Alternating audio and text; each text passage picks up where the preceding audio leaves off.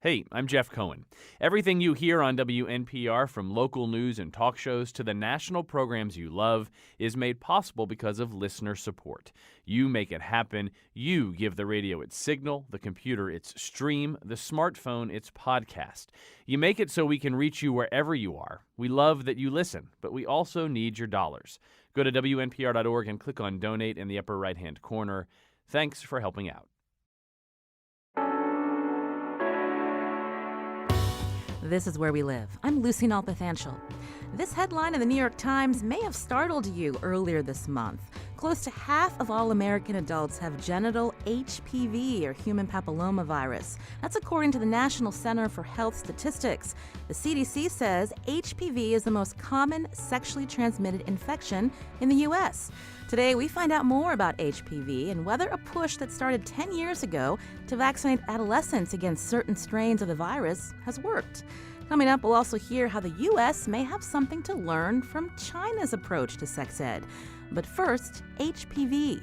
Did you know how common the virus is? As a parent, do you have questions about whether your daughter or son should get the HPV vaccine? We want to hear from you. The number 860-275-7266. You can email wherewelive@wnpr.org. As always, find us on Facebook and Twitter at Where We Live.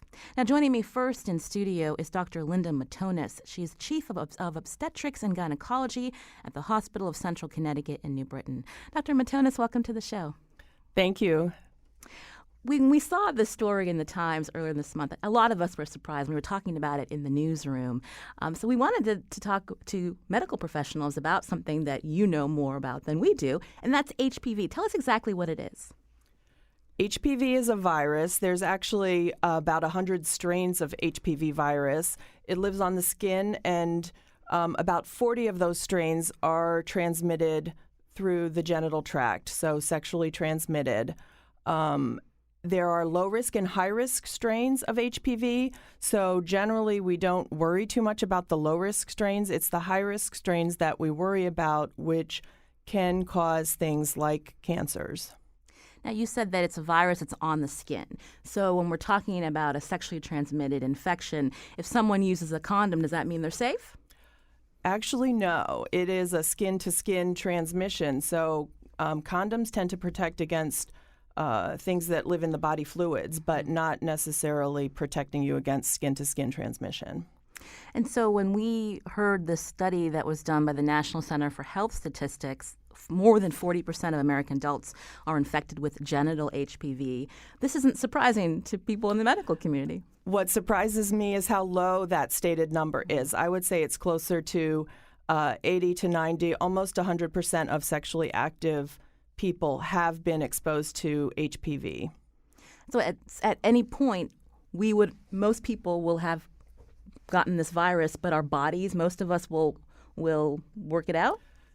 Yes. So HPV is generally cleared within 2 years of exposure. So it's very prevalent in the teenage and young adult population. And then as you age, it's cleared.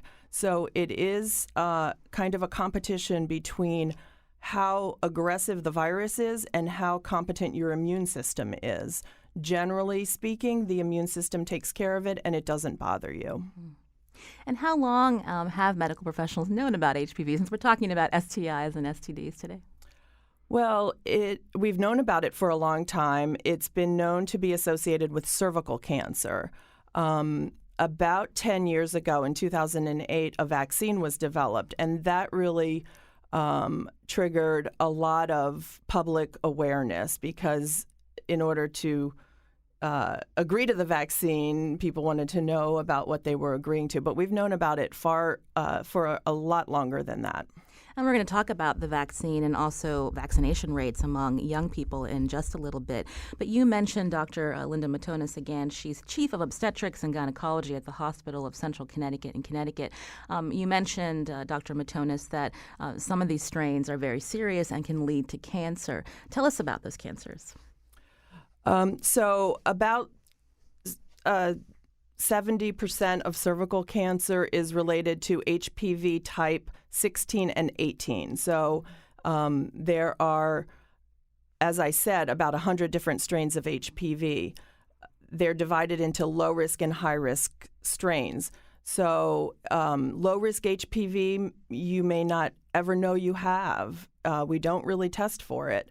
The low-risk HPV strains may cause genital warts, which won't kill you, although they're very unpleasant. The high-risk strains are the ones that we worry about for causing cancers. So the one that's often talked about is cervical cancer.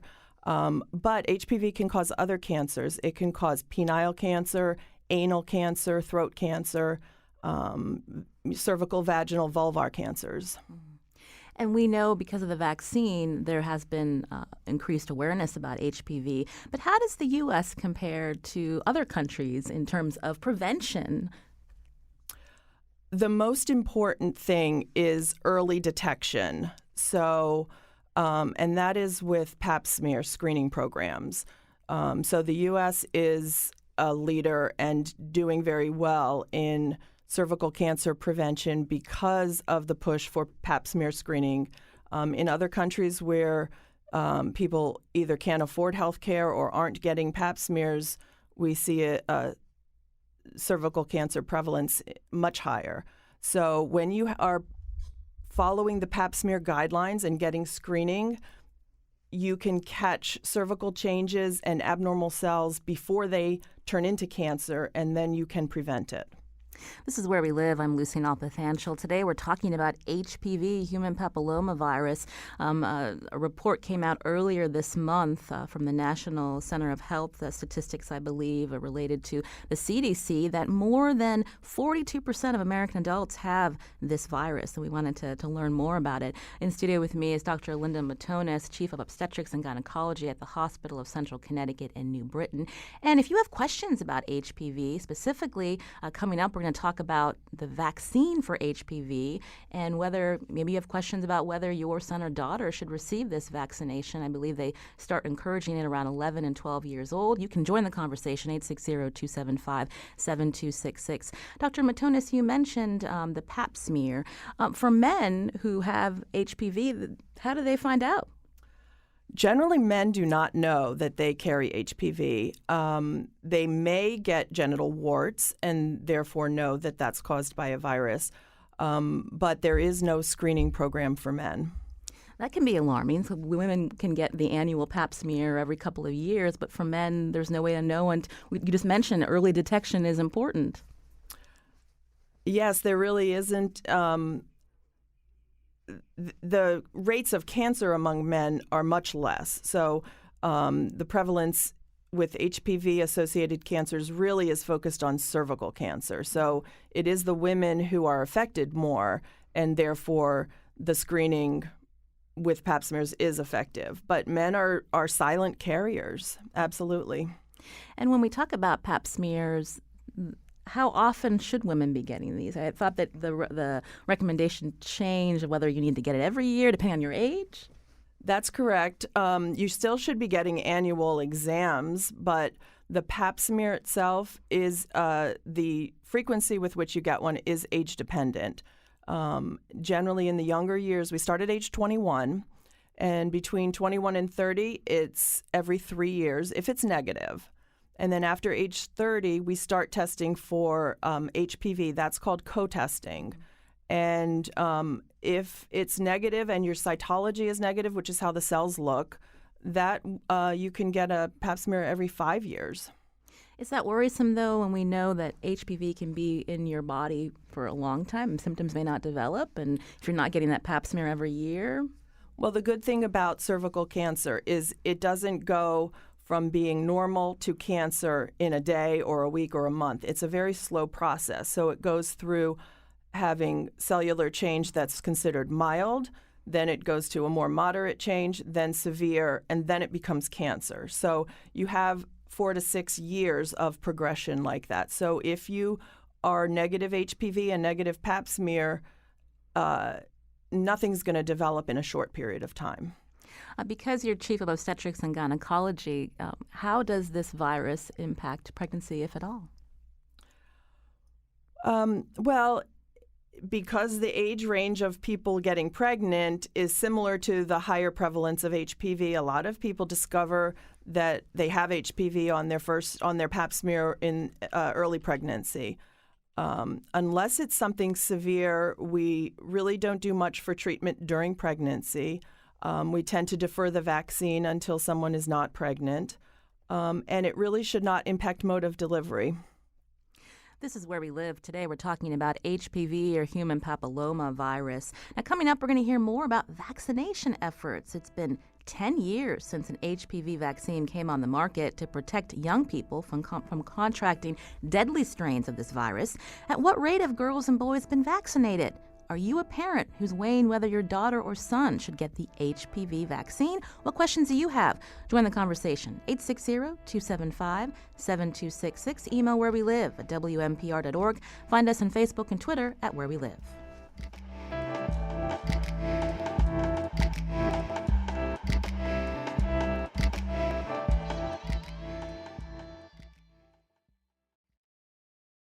This is Where We Live. I'm Lucy Nalpathanchel. Today we're talking about the most common sexually transmitted infection in the U.S., HPV, or human papilloma virus. A federal report finds 42.5% of American adults have been infected with HPV, and each year 14,000 people will become newly infected. Do these numbers surprise you? Are you a parent who has weighed whether to vaccinate your son or daughter against HPV? We want to hear from you. Join the conversation, 860-275-7266. You can find us on Facebook and Twitter at Where We Live. In studio with me is Dr. Linda Matonis. She's Chief of Obstetrics and Gynecology at the Hospital of Central Connecticut in New Britain. And joining us now by phone is Dr. Caitlin Hansen. She's Associate Research Scientist and attending physician at Yale New Haven Children's Hospital and Yale School of Medicine. She specializes in HPV and pediatric infectious diseases. Dr. Hansen, welcome to the show. Thank you.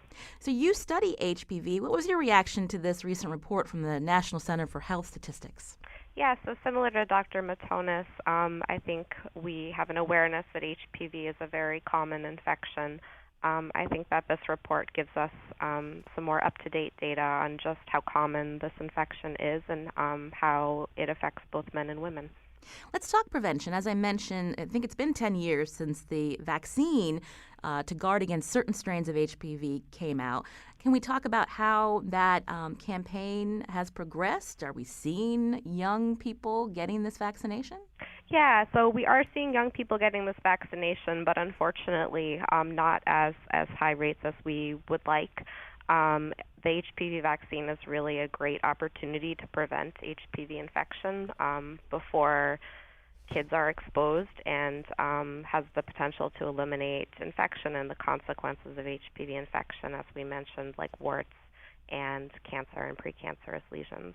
Tell us more about the vaccine. I understand there's actually two, and what are the recommendations of when people should be getting this vaccination? Sure. So currently, right now, there's only one HPV vaccine that's currently in use in the United States. It protects against 9 different types of HPV. So the vaccine contains 2 strains that prevent warts, about 90% of genital warts, and then 7 other strains that prevent against types of cancer caused by HPV, so about 85 or 90% of cervical cancers and other cancers that are caused by HPV. It's very safe and very effective, and it's recommended to be given routinely to all boys and girls at ages 11 and 12 years. Now, the age, that's because most people 11 and 12 are not sexually active, so it's important to get this vaccine before that happens? Exactly. I mean, as with any vaccine, we want to make sure that we prevent people well in advance of any potential exposure. So that's certainly one reason. Another reason is that age kids are also recommended to get 2 other adolescent vaccines, so it really becomes a pretty natural time to get them all at the same time and make sure that they get everything that they need. But Dr. Hansen, you mentioned earlier that the vaccination rates aren't as high as they should be. Why is that? I think there's a lot of reasons. One thing that we have really come to realize is that probably there's a lot of room for improvement in the way that clinicians, healthcare providers talk about the vaccine and recommend it to patients and their families.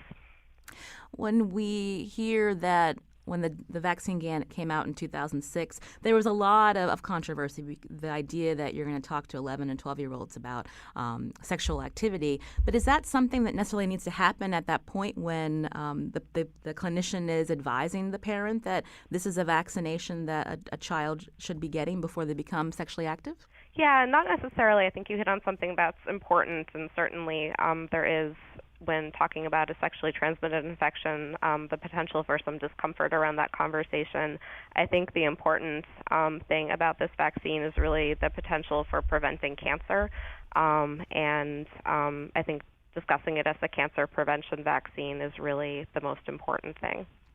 Now, some teenagers and some young adults at like 20, 21 are also getting this vaccine. How effective is it then? Yeah, so this vaccine, even though it's recommended at age 11, 12, it can be given as early as 9 years and can be given up to age 26. It's still recommended to be given if adolescent or young adult hasn't received it earlier in adolescence. It's certainly based on whether a person has been exposed to HPV before, but it's still recommended that they get it because even if they happen to be exposed to HPV before, it'll still protect them against those types of HPV that they may not have encountered previously. This is Where We Live. Today we're talking about HPV, human papillomavirus. Now, there are about 42% of American adults between the ages of 18 and 59 infected with genital HPV. It's the most common sexually transmitted infection in the U.S. 45% of men have that right now, 40% of women. We wanted to hear from parents today who are thinking about whether they should allow their young son or daughter to be vaccinated. You can join the conversation, 860-275-7266. Maybe you're a pediatrician. We're curious about how you broach the subject to parents, and what are some of the questions that parents have about the HPV vaccine. You can also join us at 860-275-7266. Dr. Hansen, again, is Associate Research Scientist and attending physician at both Yale New Haven Children's Hospital and Yale School of Medicine. She specializes in HPV and pediatric infectious diseases. Dr. Hansen, what kind of questions do parents have, or have you been able to speak with parents who have concerns about HPV vaccine? What do they ask you?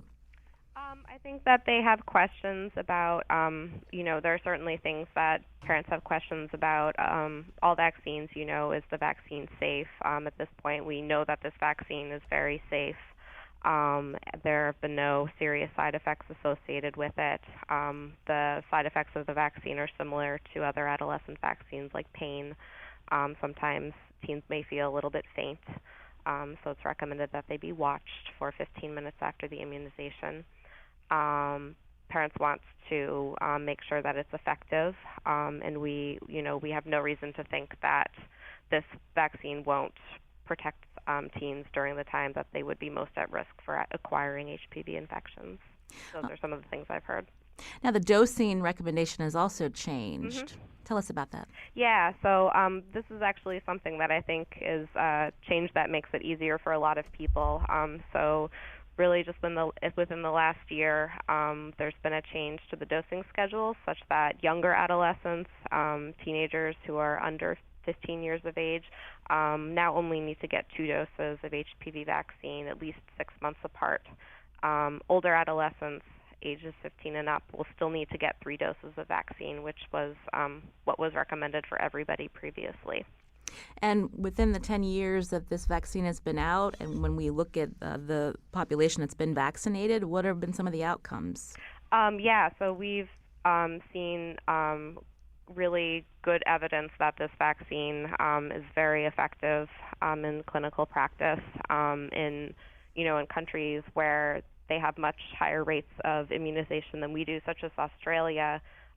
Things like genital warts have been practically eliminated. In a little bit closer to home, here in Connecticut, we've already seen significant reductions in cervical cancer precursor lesions among women after the introduction of the vaccine. So we already see evidence of really important impact. Is that evidence encouraging more pediatricians to be receptive to having the conversation with the parents? I would hope so. I mean, I think the more evidence that we have that convinces people that this is something that works and is effective, hopefully will have that effect. We're getting a few tweets from listeners. One person writes, vaccinate. You could do a whole show dedicated to debunking vaccination myths and give reasons on why they're so important. Another listener says we should be talking to kids about sex and reproductive health by 11 or 12.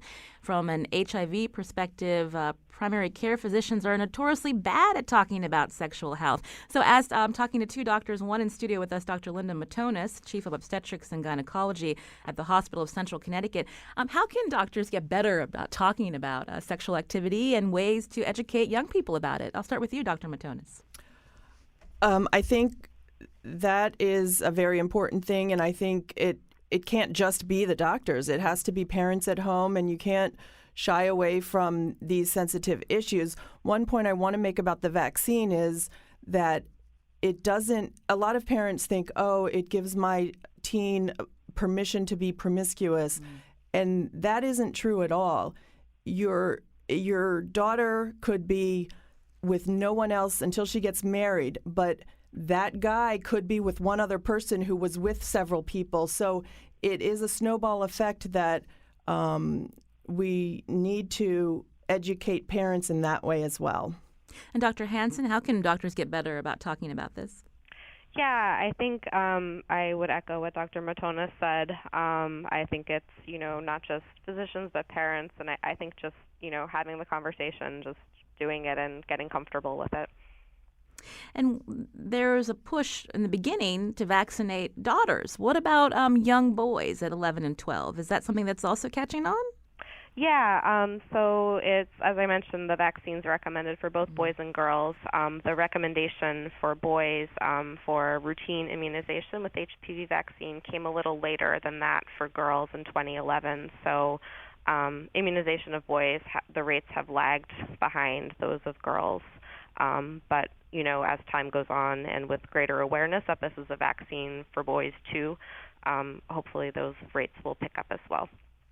This is Where We Live. We can take your questions about HPV right now at 860-275-7266. Two doctors are with us today. In studio, Dr. Linda Matonis, who's Chief of Obstetrics and Gynecology at the Hospital of Central Connecticut, and Dr. Caitlin Hansen with Yale New Haven Children's Hospital and Yale School of Medicine. She specializes in HPV and pediatric infectious diseases. Dr. Matonis, I'll go back to you when we talk about pap smears. If a woman gets an abnormal pap smear, their first thought is, I'm going to get cervical cancer. Tell us what they should be thinking about when they might get that abnormal test result and what it means. So the pap smear is graded in severity. The majority of abnormal pap smears will heal on their own. So the pap smear is a representation of the cellular change that's occurring. And the majority of times, your immune system will take care of it, the cells will heal, and the pap smear will revert back to normal. So what we need to do is follow for progression. So if it's a mildly abnormal pap smear, even though the majority of them will go back to normal, we don't know ahead of time. So we want to make sure that it doesn't progress to something more severe.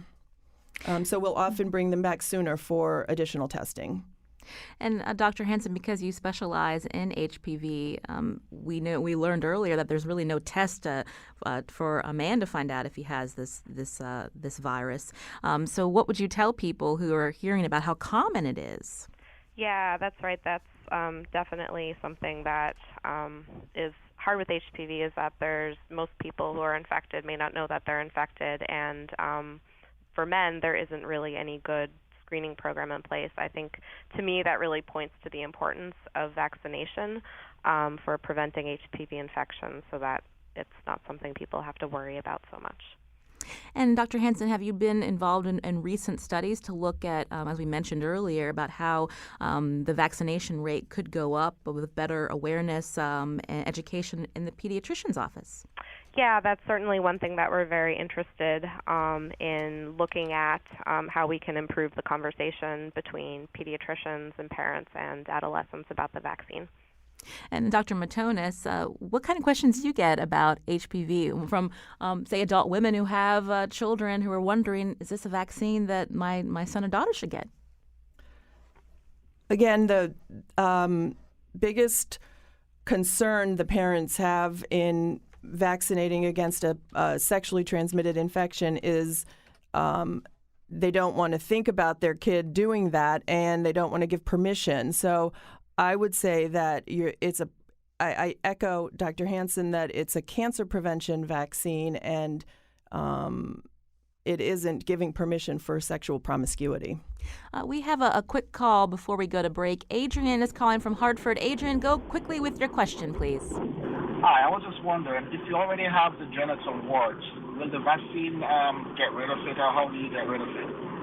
All right, Adrian, a good question. He's wondering if you already have genital warts, can the vaccine help you? Dr. Hansen. So unfortunately, the vaccine is only preventative, meaning it can't treat the consequences of HPV infection that are already present. But as I mentioned earlier, there is still benefit to getting the vaccine, even if somebody already has HPV-related clinical disease, such as genital warts or abnormal pap smears, because they'll still get benefit from the other types of HPV that are included in the vaccine. Well, I want to thank Dr. Caitlin Hansen, Associate Research Scientist and Attending Physician at Yale New Haven Children's Hospital and Yale School of Medicine. She specializes in HPV and pediatric infectious diseases. Thank you, Dr. Hansen. Thank you. And Dr. Linda Matonis, who is in studio with me, Chief of Obstetrics and Gynecology at the Hospital of Central Connecticut in New Britain. Thank you for your time. Thank you for having me. Now, coming up, naturally, we're going to turn our attention to sex ed. According to Shanghai-based writer Stu Nugent, the U.S. could learn a lot from China, of all places. We're going to find out more in just a few minutes. But first, if you enjoy listening to Where We Live and you appreciate the work here at WNPR each and every day, you can support this show. Here are two of my colleagues who will tell you how, and stay tuned for more about sex ed. That's on Where We Live, coming up after this break. This is Where We Live. I'm Lucy Nalpathanchel. Coming up Thursday, a plan to consolidate operations within Connecticut's colleges and universities system to save millions has roiled staff and raised questions about how well the schools can respond to the needs of students in their communities. On the next Where We Live, we'll talk about the Board of Regents' decision. We want to hear from you. Join us on Thursdays Where We Live. Now, we know many of you tune into Where We Live on your car radio or stream us live at WNPR.org. If you can't listen live mornings at 9 or evenings at 7, you can subscribe to Where We Live on iTunes, Stitcher, TuneIn, or any podcast app. Now, earlier in the show, we focused on new data that shows nearly half of American adults have HPV, and 14 million people are newly infected each year, according to the CDC. Yes, one way to avoid sexually transmitted viruses is to abstain, but that got us wondering about sex education today. How do U.S. schools approach sex ed now? Do you remember those awkward videos we had to watch in health class? Do schools even have health class anymore? You can join the conversation, 860-275-7266, or find us on Facebook and Twitter at Where We Live. We'll find out about Connecticut's approach in just a little bit, but our next guest wrote a recent piece in the Huffington Post about China's evolving sex education and how we in the U.S. could learn a thing or two from the country. Despite being authoritarian and its decades-long one-child policy, the good news, at least that has ended. Joining us by Skype is Stu Nugent. He lives in Shanghai. He's the author of that Huffington Post piece, China Just Put Our Sex Education to Shame. Stu, welcome to the show. Good morning, Lucy. How are you? I'm doing well. So you're from the UK, but you're in Shanghai. Tell us about that journey. Oh, it's been quite a strange one. I started my career as a writer aged about 18 or 19 to support my studies, really. And during that time, I also became very interested in human sexuality, sexual politics, that kind of thing. And very quickly, those two kind of unlikely paths kind of converged. And I found myself working in quite a prominent position as a kind of journalist, an occasional marketer, and that kind of thing. And my interest in the complexity of human sexuality developed, and my writing developed, and they continued to develop together until I was offered a job here in Shanghai about 3.5 years ago. So I am kind of in a unique position where I have a background of writing and a background of studying human sexuality, and I'm in a country where that is just beginning to really, really burgeon, and where issues of sexuality are finally, after many, many decades, starting to be addressed more publicly. And Stu, why is that? Time. Stu, why is that in China? Why is it this the idea of sexuality and pleasure being embraced in China now? It's a good question. I think it's partly to do with the erosion of the decades-long kind of civic suppression. You know, it's a very authoritarian, a very insular country. And in the last 2 decades or so, it's starting to become more open. And the introduction of the internet and the introduction of access to foreign media has kind of broadened the horizons, especially in big cosmopolitan places like Beijing and Shanghai, my home. So it's really a number of different things all happening together that has led to a kind of like a sexual renaissance here in China. It's just starting to happen now. How in your face is it? You write that when you go to a convenience store, you'll see condoms and sex toys alongside breath mints and chewing gum? Yeah, that's very true. That's entirely accurate. There's any kind of chain convenience store here in Shanghai will have at the counter a series of like reproductive products and pleasure products all grouped together next to like candy, basically. And I don't really see that in many other places that I've been in the world. So it's in your face in as much as it exists where you exist, but it's not like, for example, advertising isn't very overtly sexual, and interactions on the street aren't particularly sexualized, and so it's an interesting dichotomy that there seems to be a very real comfort with sex and sexuality, and yet it's not a very sexualized culture. That is interesting when you compare it to the United States. We're not a secular culture here, but our advertisements are pretty sexy. Yeah, that is true. Yeah, it's sex sells in America, I guess. And we wanted to focus in a little bit more on the sex education curriculum that's been overhauled. What are you seeing? How is that changing? Okay, yeah, so this is an interesting thing. This popped up on Chinese social media about a month ago, where almost overnight, this new series of textbooks just appeared in schools without much warning. Such is the way of things here. Things just kind of change, and you accept the changes or you stress about them. So images of these textbooks were being shared, particularly by foreign teachers on Chinese social media, which is an incredibly vibrant and crazy place to exist. Chinese social media, it's got a life of its own. So there was a kind of raised eyebrow, I guess, culturally to these new textbooks, and the content of them in particular was what was generating so much kind of viral conversation. And it turns out, having ordered, there's a series of 12 books, and there's like 2 per year of schooling, beginning at what I think would equate to grade 3, third grade in the US, I think. And everybody who had access to them was a little bit surprised in the sense that the content was really good. It was strangely good. So when these pictures started appearing and being shared amongst the Chinese social media users and Western users of Chinese social media, people started to take notice, and that's when my attention was drawn to them. So got a copy, I had a translator sit with me and talk me through it. And the nature of the content was starkly more emotional based and starkly more progressive, I think, than anything that I'd seen to date in the West.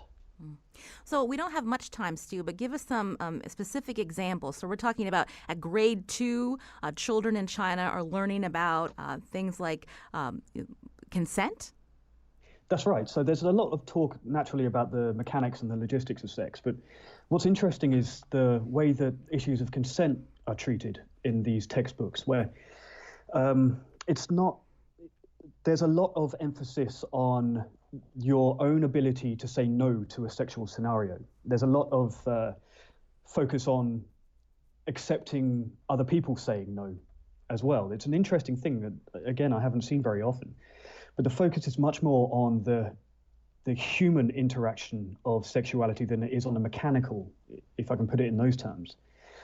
And the result is a very interesting kind of like positive step forward, a real advance in the way that sex is being communicated about, where the theme and the point is not about the anatomy, but more about the emotional gravitas of the undertaking of sexual conduct, and also kind of interfacing with other genders and other sexual alignments that's present too. So compared to the kind of slightly dodgy PSAs that we were all exposed to in our own sex education, this puts the student very much in control of their own ability to consent to or to refuse consent to sex.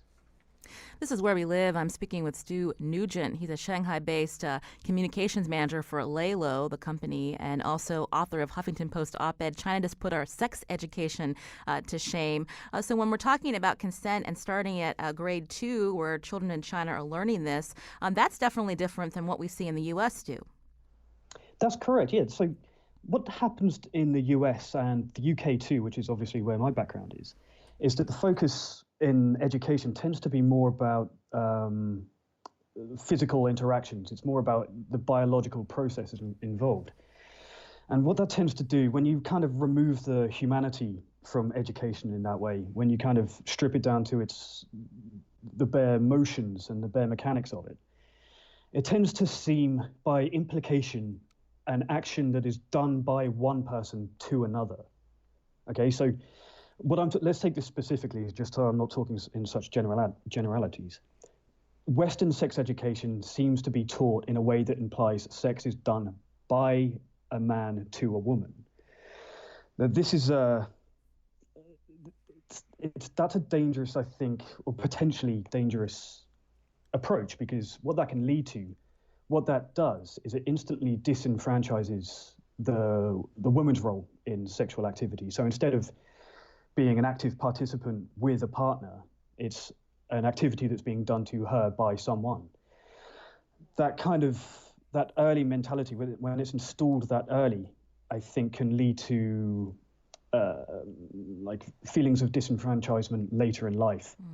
And I think maybe without expanding this topic beyond its natural realms, I think it's very possible to make an argument that could be a part of the cause of the gender pay gap, for example.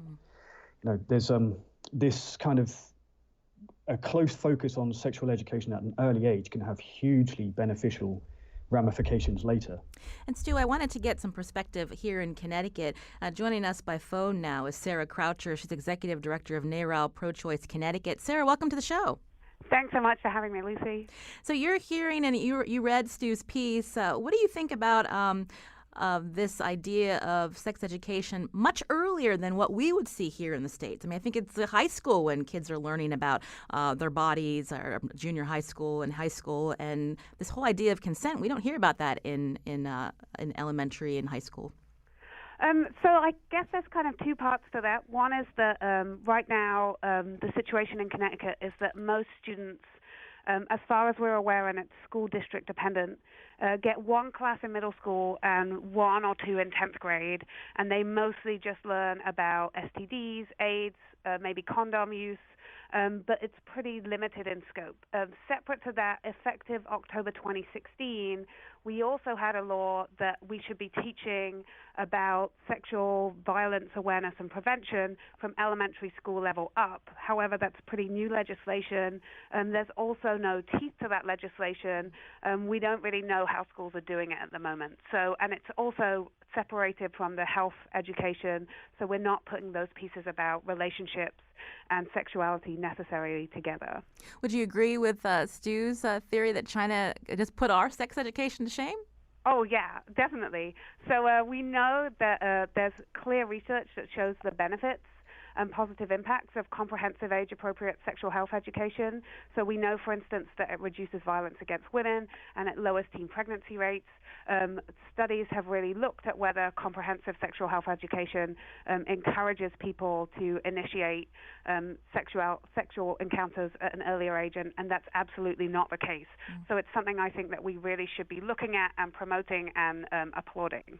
Now, we're hearing from a listener who writes that Connecticut needs comprehensive health education that's affirming to LGBT youth. What is out there, Sarah?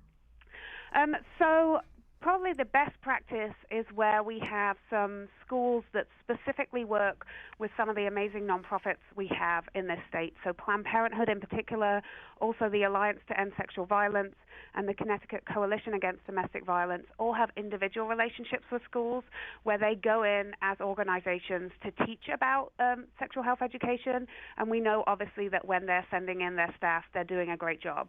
But the problem here is that at the moment it's very much school and district specific. We don't know that all youth across the state get this kind of education. And right now we have legislation that means that by 2020, a half credit, which really isn't much, of health education will be required for high school graduation. And what we're really worried about is at the moment pending legislation that was going to remove that requirement. So we're actually in Connecticut about to go backwards. We already have this kind of patchwork where we're really dependent on down to the individual school level what the actual outcomes are, and so we would like to make sure that all youth have access to this kind of education. So Connecticut has excellent guidelines, but it's up to local districts to decide what's taught in each school. Yes, that is correct. And Stu, going back to you, you wrote this article for the Huffington Post. What's been the reaction? It's been an interesting one. It's been a very positive reaction to the article. Everybody seems kind of excited by any kind of advance towards sex education. So the reaction that I've been getting personally and that I've been monitoring online is not so much people blaming the US education system. People aren't angry at the US when they read this particular article, but they really applaud any step forward. There's no finger pointing backwards towards the US system, and that's a positive thing because it shows that people are more excited by positive change than they are angry at stagnation. Well, I want to thank Stu Nugent, again, who lives in Shanghai. He joined us via Skype, communications manager for Laylo, also author of that Huffington Post piece, China Just Put Our Sex Education to Shame. Stu, thank you so much for joining us today. Thank you very much. And also Sarah Croucher, Executive Director of NARAL Pro-Choice Connecticut. Thank you for shedding some light on sex ed in Connecticut. Thank you, Sarah, for your time. Oh, thanks so much. This is Where We Live. I'm Lucy Nalpathanch. Our show today was produced by Jeff Tyson. If you appreciate the show and all that WNPR does, here are two of my colleagues to remind you how to support the station you listen to. And thanks.